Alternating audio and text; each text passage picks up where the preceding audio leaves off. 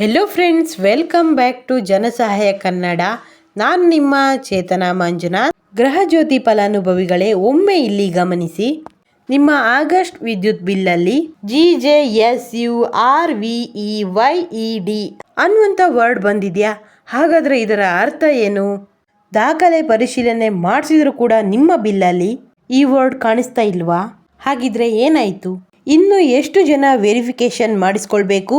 ನಿಮ್ಮ ಮನೆಗೆ ಬೆಸ್ಕಾಂ ಸಿಬ್ಬಂದಿಗಳು ಬಂದಿಲ್ಲ ಅಂದರೆ ಈ ಕೂಡಲೇ ಏನು ಮಾಡಬೇಕು? ಆಗಸ್ಟ್ 31ರವರೆಗೆ ಅವಕಾಶ ಇದೆ ಅಂತ ಹೇಳಲಾಗ್ತಿದೆ.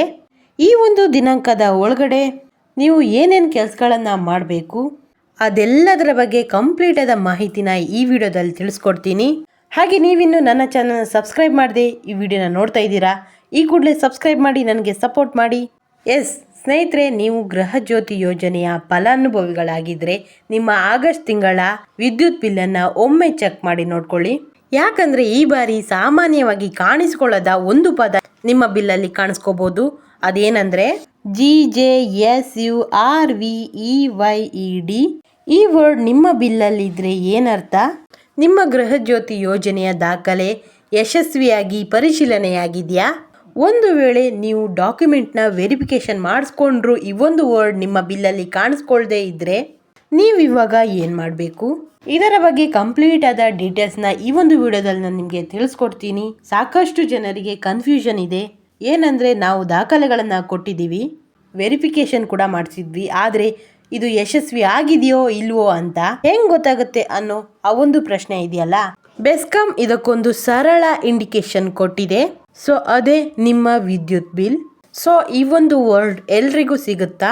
ಯಾರಿಗೆ ಈಗಾಗಲೇ ಬಂದಿದೆ, ಯಾರಿಗೆ ಮುಂದಿನ ತಿಂಗಳ ಬಿಲ್ಲಲ್ಲಿ ಬರುತ್ತೆ, ವೆರಿಫಿಕೇಶನ್ ಮಾಡಿಸ್ದೇ ಇದ್ರೆ ಏನಾಗ್ಬೋದು, ಯಾಕೆ ಈ ವರ್ಡನ್ನು ಕೊಡ್ತಾ ಇದ್ದಾರೆ ಬಿಲ್ನಲ್ಲಿ, ಎಲ್ಲವನ್ನ ಸ್ಟೆಪ್ ಬೈ ಸ್ಟೆಪ್ ಆಗಿ ನೋಡ್ತಾ ಹೋಗೋಣ. ಎಲ್ಲೂ ಕೂಡ ವಿಡಿಯೋವನ್ನು ಸ್ಕಿಪ್ ಮಾಡಬೇಡಿ. ಸ್ನೇಹಿತರೆ, ಮೊದಲಿಗೆ ಒಂದು ವಿಷಯನ ಅರ್ಥ ಮಾಡ್ಕೊಳ್ಬೇಕು. ಗೃಹಜ್ಯೋತಿ ಯೋಜನೆ ಅಡಿ ಉಚಿತ ವಿದ್ಯುತ್ ಸೌಲಭ್ಯವನ್ನು ಪಡೆಯುತ್ತಿರುವ ಫಲಾನುಭವಿಗಳ ದಾಖಲೆಗಳನ್ನು ಪರಿಶೀಲಿಸುವಂತ ಕೆಲಸ ನಡೀತಾ ಇದೆ. ಹೌದು, ಅಂದರೆ ಫಲಾನುಭವಿಗಳು ನಿಜವಾಗ್ಲೂ ಕೂಡ ಅರ್ಹರಾಗಿದ್ದಾರಾ ಅಥವಾ ದಾಖಲೆಗಳು ಸರಿಯಾಗಿದೆಯಾ ಅನ್ನೋದರ ಆ ಫ್ಯಾಕ್ಟ್ ಚೆಕಿಂಗ್ ಅನ್ನ ಮಾಡ್ಕೊತಾ ಇದ್ದಾರೆ. ಸೊ ಈ ಒಂದು ವೆರಿಫಿಕೇಶನ್ ಪ್ರಕ್ರಿಯೆಗಾಗಿ ಬೆಸ್ಕಾಂ ಸಿಬ್ಬಂದಿ ಹಲವು ಮನೆಗಳಿಗೆ ಭೇಟಿ ನೀಡಿ ದಾಖಲೆಗಳನ್ನು ಪರಿಶೀಲಿಸುತ್ತಾ ಇದ್ದಾರೆ. ಕೆಲವೊಂದು ಜನ ಬೆಸ್ಕಾಂಗೆ ಹೋಗಿ ಮಾಡಿಸ್ಕೊಳ್ತಾ ಇದ್ದಾರೆ. ಆದರೆ ಇಲ್ಲೊಂದು ಸಮಸ್ಯೆ ಎದುರಾಗಿದೆ. ದಾಖಲೆ ಪರಿಶೀಲನೆ ಮಾಡಿಸಿದ ನಂತರ ನಮ್ಮ ಒಂದು ವೆರಿಫಿಕೇಶನ್ ಕಂಪ್ಲೀಟ್ ಆಗಿದೆಯೇ, ಸಕ್ಸಸ್ಫುಲ್ ಆಗಿದೆಯಾ ಅನ್ನೋದು ಸಾಕಷ್ಟು ಜನರಿಗೆ ಒಂದು ಕ್ಲಾರಿಟಿ ಸಿಗ್ತಾ ಇಲ್ಲ. ಮೊಬೈಲ್ನಲ್ಲಿ ಮೆಸೇಜ್ ಬಂದರೆ ಒಂದು ರೀತಿಯ ಕನ್ಫರ್ಮೇಷನ್ ಸಿಗುತ್ತೆ, ಆದರೆ ನಿಮಗೆ ಗೃಹಜ್ಯೋತಿ ಸಕ್ಸಸ್ಫುಲ್ ಅಂತ ಬಂದರೆ ಹೌದು, ಆದರೆ ಎಲ್ಲರಿಗೂ ಒಂದೇ ರೀತಿ ಮಾಹಿತಿ ಸಿಗೋದಿಲ್ಲ. ಹೀಗಾಗಿ ವೆರಿಫಿಕೇಶನ್ ಸ್ಟೇಟಸ್ ಬಗ್ಗೆ ಒಂದು ಇಂಡಿಕೇಶನ್ ಅನ್ನ ನೀಡಲಾಗ್ತಾ ಇದೆ. ಸ್ನೇಹಿತರೆ, ಸೊ ನಿಮಗೆಲ್ಲರಿಗೂ ಕೂಡ ಗೊತ್ತಿರಬಹುದು, ಗೃಹಜ್ಯೋತಿ ಯೋಜನೆಯ ದಾಖಲೆ ಪರಿಶೀಲನೆ ಹಿನ್ನೆಲೆಯಲ್ಲಿ ಜುಲೈ ತಿಂಗಳಲ್ಲಿ ಮನೆಗೆ ಭೌತಿಕ ವಿದ್ಯುತ್ ಬಿಲ್ ವಿತರಣೆ ಮಾಡಿರಲಿಲ್ಲ. ಪ್ರತಿ ತಿಂಗಳು ನಿಮ್ಮ ಮನೆಗೆ ಬರುವಂಥ ಫಿಸಿಕಲ್ ಬಿಲ್ ಜುಲೈನಲ್ಲಿ ಸಿಗದೇ ಇರಬಹುದು. ಆದರೆ ಆಗಸ್ಟ್ನಿಂದ ಮತ್ತೆ ಫಿಸಿಕಲ್ ಬಿಲ್ ವಿತರಣೆ ಆರಂಭವಾಗಿದೆ. ಸ್ನೇಹಿತರೆ, ಈ ಆಗಸ್ಟ್ ಬಿಲ್ಲಲ್ಲೇ ವೆರಿಫಿಕೇಶನ್ಗೆ ಸಂಬಂಧಿಸಿದಂಥ ಒಂದು ಪ್ರಮುಖ ಮಾಹಿತಿ ಕಾಣಿಸಿಕೊಳ್ಳುತ್ತದೆ. ಅದೇ ನಿಮಗೆ ನಿಮ್ಮ ಒಂದು ವಿದ್ಯುತ್ ಬಿಲ್ನಲ್ಲಿ ಮೇಲ್ಭಾಗದಲ್ಲಿ ಅಕೌಂಟ್ ಇನ್ಫಾರ್ಮೇಶನ್ ಇರುತ್ತಲ್ವಾ, ಆ ಒಂದು ಜಾಗದ ಪಕ್ಕದಲ್ಲಿ ಈ ಒಂದು ವರ್ಡ್ ಇತ್ತು ಅಂದರೆ ಅದರ ಅರ್ಥ ನಿಮ್ಮ ಮನೆಯ ಗೃಹಜ್ಯೋತಿ ಫಲಾನುಭವಿಯ ದಾಖಲೆಯ ಪರಿಶೀಲನೆ ಏನಿದೆಯೋ ಅದು ಕಂಪ್ಲೀಟ್ ಆಗಿದೆ ಅಂತ ಹೇಳ್ಕೊಂಡು. ಆದರೆ ನೀವು ಈಗಾಗಲೇ ವೆರಿಫಿಕೇಶನ್ ಮಾಡಿಸ್ಕೊಂಡಿದ್ದೀರಿ, ಜೊತೆಗೆ ಅದರ ಒಂದು ಸ್ಟೇಟಸ್ ಸಿಸ್ಟಮ್ನಲ್ಲಿ ಅಪ್ಡೇಟ್ ಆಗಿದೆ ಅನ್ನುವಂಥ ಒಂದು ಇಂಡಿಕೇಶನ್ ಆಗಿರುತ್ತೆ. ಹೀಗಾಗಿ ಆಗಸ್ಟ್ ಬಿಲ್ ಬಂದ ತಕ್ಷಣ ನೀವು ಮಾಡಬೇಕಾದಂಥ ಮೊದಲ ಕೆಲಸ ಏನು ಹೇಳಿ? ಬಿಲ್ಲಿನ ಮೇಲ್ಭಾಗದಲ್ಲಿ ಒಮ್ಮೆ ಚೆಕ್ ಮಾಡಿ, ಅಕೌಂಟ್ ಡೀಟೇಲ್ಸ್ ಇರುವಂತಹ ಭಾಗದ ಬಳಿ ನೋಡಿ, ಅಲ್ಲಿ ನಿಮಗೆ ಈ ಒಂದು ವರ್ಡ್ ಇದೆಯೋ ಇಲ್ವೋ ಅಂತ ವೆರಿಫಿಕೇಶನ್ ಮಾಡ್ಕೊಳ್ಳಿ. ಆದರೆ ನೀವು ಗಾಬರಿ ಆಗೋ ಅಗತ್ಯ ಇಲ್ಲ. ನಾನು ವೆರಿಫಿಕೇಶನ್ ಮಾಡಿಸ್ಕೊಂಡಿದ್ದೀನಿ, ಆದರೂ ನನಗೆ ಬಿಲ್ಲಲ್ಲಿ ಈ ಒಂದು ವರ್ಡ್ ಬಂದಿಲ್ಲ ಅಂತ. ನೀವು ಆಗಸ್ಟ್ನಲ್ಲಿ ಅಥವಾ ಇತ್ತೀಚೆಗೆ ಈ ಒಂದು ವೆರಿಫಿಕೇಶನ್ನ ಮಾಡಿಸ್ಕೊಂಡಿದ್ರೆ ಅಥವಾ ಒಂದೆರಡು ದಿನಗಳ ಹಿಂದೆ ನೀವು ಈ ವೆರಿಫಿಕೇಶನ್ ಮಾಡಿಸ್ಕೊಂಡಿದ್ರೆ ಈ ಒಂದು ಆಗಸ್ಟ್ ತಿಂಗಳ ಬಿಲ್ಲಲ್ಲಿ ಈ ಒಂದು ವರ್ಡ್ಸ್ ಕಾಣಿಸ್ಕೊಳ್ಳೋದಿಲ್ಲ. ಅದಕ್ಕೆ ನೀವು ಗಾಬರಿ ಆಗೋದು ಬೇಡ. ಯಾಕಂದ್ರೆ ಬಿಲ್ ಜನರೇಷನ್ ಆಗಿರ್ಬೋದು ಅಥವಾ ವೆರಿಫಿಕೇಶನ್ ಅಪ್ಡೇಟ್ ಆಗ್ಲಿಕ್ಕೆ ಸ್ವಲ್ಪ ಸಮಯ ಬೇಕಾಗತ್ತೆ. ಸೊ ಬೆಸ್ಕಾಂ ಅಧಿಕಾರಿಗಳು ನೀಡಿರುವಂತಹ ಮಾಹಿತಿಯ ಪ್ರಕಾರ ಜುಲೈನಲ್ಲಿ ವೆರಿಫಿಕೇಶನ್ ಮಾಡಿಸಿಕೊಂಡಂತಹ ಮನೆಗಳ ಬಿಲ್ಗಳಲ್ಲಿ ಈ ಒಂದು ವರ್ಡ್ಸ್ ಕಾಣಿಸ್ಕೊಳ್ಳೋದಿಲ್ಲ. ಆದರೆ ಆಗಸ್ಟ್ ತಿಂಗಳಲ್ಲಿ ವೆರಿಫಿಕೇಶನ್ ಮಾಡಿಸ್ಕೊಂಡವರಿಗೆ ಮುಂದಿನ ತಿಂಗಳ ಬಿಲ್ನಲ್ಲಿ ಇಂಡಿಕೇಶನ್ ಕಾಣಿಸ್ಕೊಳ್ಳುತ್ತೆ. ಅವಾಗ ನೀವು ಚೆಕ್ ಮಾಡ್ಕೊಳ್ಬಹುದು. ಆದರೆ ನಾನು ನಿನ್ನೆ ವೆರಿಫಿಕೇಶನ್ ಮಾಡಿಸ್ಕೊಂಡೆ, ಆದರೆ ಇವತ್ತು ನನ್ನ ಈ ಒಂದು ಬಿಲ್ನಲ್ಲಿ ಈ ವರ್ಡ್ಸ್ ಕಾಣಿಸ್ಕೊಳ್ತಾನೆ ಇಲ್ಲ ಅಂತ ನೀವು ಕೇಳ್ಬೋದು. ಹಾಗಾದರೆ ವೆರಿಫಿಕೇಶನ್ ಫೇಲ್ ಆಯ್ತಾ ಅಂತ ಗಾಬರಿ ಆಗೋದಕ್ಕೆ ಹೋಗಬೇಡಿ. ಅದು ನಿಮಗೆ ನೆಸಸರಿ ವೆರಿಫಿಕೇಶನ್ ಫೈಲ್ ಅಂತ ಅಲ್ಲ. ಸೊ ಒಂದು ವೇಳೆ ನಿಮ್ಮ ದಾಖಲೆ ಪರಿಶೀಲನೆ ಸಂದರ್ಭದಲ್ಲಿ ಮೊಬೈಲ್ನಲ್ಲಿ ವೆರಿಫಿಕೇಶನ್ ಸಕ್ಸಸ್ಫುಲ್ ಅಥವಾ ವೆರಿಫಿಕೇಶನ್ ಕಂಪ್ಲೀಟೆಡ್ ಅನ್ನೋಂತಹ ಕನ್ಫರ್ಮೇಷನ್ ಬಂದಿದ್ರೆ ಬಿಲ್ನಲ್ಲಿ ನಾನು ಹೇಳಿರುವಂಥ ಈ ವರ್ಡ್ ಕಾಣಿಸ್ಕೊಳ್ದಿದ್ರು ಕೂಡ ಗಾಬರಿ ಆಗಬೇಡಿ. ಬೆಸ್ಕಾಂ ಅಧಿಕಾರಿಗಳ ಪ್ರಕಾರ ವೆರಿಫಿಕೇಶನ್ ಸಕ್ಸಸ್ಫುಲ್ ಆಗಿದ್ರೆ ಮುಂದಿನ ಬಿಲ್ನಲ್ಲಿ ಅದು ಅಪ್ಡೇಟ್ ಆಗುತ್ತೆ. ಸೊ ವೆಯ್ಟ್ ಮಾಡಿ.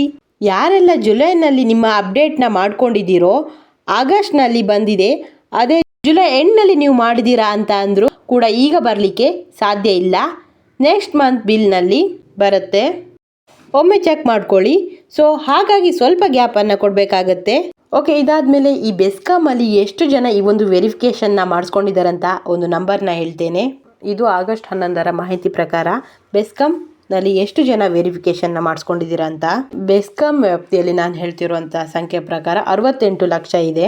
ಅದರಲ್ಲಿ 40 ಲಕ್ಷ ಫಲಾನುಭವಿಗಳು ಈ ಒಂದು ವೆರಿಫಿಕೇಶನ್ಗೆ ಅರ್ಜಿಯನ್ನು ಸಲ್ಲಿಸಿದ್ದಾರೆ.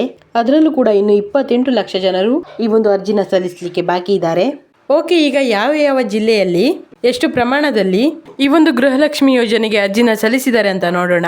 ಮೊದಲನೇದಾಗಿ ಬೆಂಗಳೂರು ನಗರ 20,92,000, ಹಾಗೆ ತುಮಕೂರು 4,87,000, ಹಾಗೆ ದಾವಣಗೆರೆ 3,01,000, ಹಾಗೆ ಬೆಂಗಳೂರು ಗ್ರಾಮಾಂತರ 2,54,000, ಹಾಗೆ ಚಿತ್ರದುರ್ಗ 2,32,000, ಬೆಂಗಳೂರು ದಕ್ಷಿಣ 2,26,000, ಕೋಲಾರ 2,20,000, ಚಿಕ್ಕಬಳ್ಳಾಪುರ 1,72,000, ಹಾಗೆ ವಿಜಯನಗರ 36,000ಕ್ಕೂ ಹೆಚ್ಚು ಜನರು ಅರ್ಜಿಯನ್ನು ಸಲ್ಲಿಸಿದ್ದಾರೆ. ಒಟ್ಟಾರೆಯಾಗಿ 40,24,000 ಬೆಸ್ಕಾಂ ವ್ಯಾಪ್ತಿಯಲ್ಲಿ ಬರುವಂತಹ ಫಲಾನುಭವಿಗಳು ಅರ್ಜಿನ ಸಲ್ಲಿಸಿದ್ದಾರೆ. ಇನ್ನು ಉಳಿದಂತಹ 28 ಲಕ್ಷದಷ್ಟು ಫಲಾನುಭವಿಗಳು ಪೆಂಡಿಂಗ್ ಇದ್ದಾರೆ. ಅತಿ ಶೀಘ್ರದಲ್ಲೇ ನೀವೆಲ್ಲರೂ ಕೂಡ ಅರ್ಜಿನ ಸಲ್ಲಿಸಿ. ಆಗಸ್ಟ್ 31ನೇ ತಾರೀಕು ತನಕ ನಿಮಗೆ ಟೈಮ್ ಇದೆ.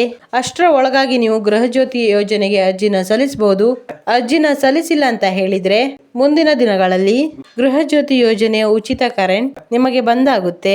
ಸೊ ಹಾಗಾಗಿ ಆದಷ್ಟು ಬೇಗ ಅರ್ಜಿನ ಸಲ್ಲಿಸಿ. ಜೊತೆಗೆ ಬೆಸ್ಕಾಂ ಸಿಬ್ಬಂದಿ ಇನ್ನೂ ಕೂಡ ನಿಮ್ಮ ಮನೆಗೆ ಬಂದಿಲ್ಲ ಅಂತ ಹೇಳಿದ್ರೆ ನೀವು ಈ ಕೆಲಸವನ್ನ ಕಡ್ಡಾಯವಾಗಿ ಮಾಡಬೇಕು.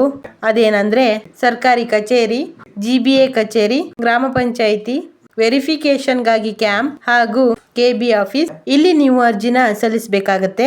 ಬೆಸ್ಕಾಂ ಸಿಬ್ಬಂದಿಗಳು ನಿಮ್ಮ ಮನೆಗೆ ಬರ್ತಾರಂತ ಹೇಳಿ ಇನ್ನೂ ವೇಟ್ ಮಾಡ್ಲಿಕ್ಕೆ ನೀವು ಹೋಗಬೇಡಿ. ತಕ್ಷಣ ನಾನು ಹೇಳಿರುವಂತಹ ಜಾಗಕ್ಕೆ ಹೋಗಿ ನೀವು ಅರ್ಜಿನ ಸಲ್ಲಿಸಿ. ಓಕೆ, ಈಗ ಅರ್ಜಿನ ಸಲ್ಲಿಸಲಿಕ್ಕೆ ಬೇಕಾಗಿರೋ ದಾಖಲಾತಿ ಏನಂತ ನೋಡೋಣ. ಲೇಟೆಸ್ಟ್ ಕರೆಂಟ್ ಬಿಲ್, ನಿಮ್ಮ ಒಂದು ಭಾವಚಿತ್ರ ಅಥವಾ ಫೋಟೋ, ಹಾಗೆ ಆಧಾರ್ ಕಾರ್ಡ್, ಬಾಡಿಗೆ ಮನೆಯಲ್ಲಿ ವಾಸವಾಗಿದ್ರೆ ಮನೆಯ ಅಗ್ರಿಮೆಂಟ್, ಲೀಸ್ ಮನೆಯಲ್ಲಿ ವಾಸವಾಗಿದ್ರೆ ಲೀಸ್ನ ಅಗ್ರಿಮೆಂಟ್, ಇದಿಷ್ಟು ತೆಗೆದುಕೊಂಡು ಹೋಗಬೇಕಾಗತ್ತೆ. ಜೊತೆಗೆ ಆಧಾರ್ ಕಾರ್ಡಿಗೆ ಲಿಂಕ್ ಆಗಿರುವಂತಹ ಮೊಬೈಲ್. ಸೊ ಈ ಒಂದು ಮೊಬೈಲ್ಗೆ ಒಂದು OTP ಬರುತ್ತೆ, ಅಲ್ಲಿ ನೀವು ಅದನ್ನ ಹೇಳಬೇಕಾಗತ್ತೆ. ಇದಿಷ್ಟು ದಾಖಲಾತಿ ನಿಮ್ಮ ಹತ್ರ ಇದೆ ಅಂತ ಹೇಳಿದ್ರೆ ನೀವು ಆರಾಮಾಗಿ ಗೃಹಜ್ಯೋತಿ ಯೋಜನೆಗೆ ಅರ್ಜಿನ ಸಲ್ಲಿಸಬಹುದು. ಓಕೆ, ಇದಿಷ್ಟು ಗೃಹಜ್ಯೋತಿ ಯೋಜನೆ ಬಗ್ಗೆ ಒಂದಿಷ್ಟು ಮಾಹಿತಿನ ನಿಮ್ಗೆ ತಿಳಿಸ್ಕೊಡುವಂತ ಪ್ರಯತ್ನನ ಮಾಡಿದ್ದೀನಿ. ಈ ವಿಡಿಯೋದಿಂದ ನಿಮ್ಗೆ ಸ್ವಲ್ಪನಾದ್ರೂ ಅನುಕೂಲವಾಗಿದ್ರೆ ದಯವಿಟ್ಟು ನನ್ನ ಈ ಒಂದು ಚಾನಲ್ನ ಸಬ್ಸ್ಕ್ರೈಬ್ ಮಾಡಿ ನನಗೆ ಸಪೋರ್ಟ್ ಮಾಡಿ. ಹಾಗೆ ಈ ವಿಡಿಯೋ ಇಷ್ಟವಾಗಿದ್ರೆ ಪ್ಲೀಸ್ ಲೈಕ್ ಮಾಡಿ, ನಿಮ್ಮ ಫ್ಯಾಮಿಲಿ ಹಾಗೂ ಫ್ರೆಂಡ್ಸ್ಗೂ ಈ ಒಂದು ವಿಡಿಯೋನ ಶೇರ್ ಮಾಡಿ. ಇದೇ ರೀತಿಯಾದ ಇನ್ಫಾರ್ಮೇಟಿವ್ ವಿಡಿಯೋದೊಂದಿಗೆ ಮುಂದಿನ ವಿಡಿಯೋದಲ್ಲಿ ಸಿಗ್ತೀನಿ. ಅಲ್ಲಿಯವರೆಗೂ ಧನ್ಯವಾದಗಳು.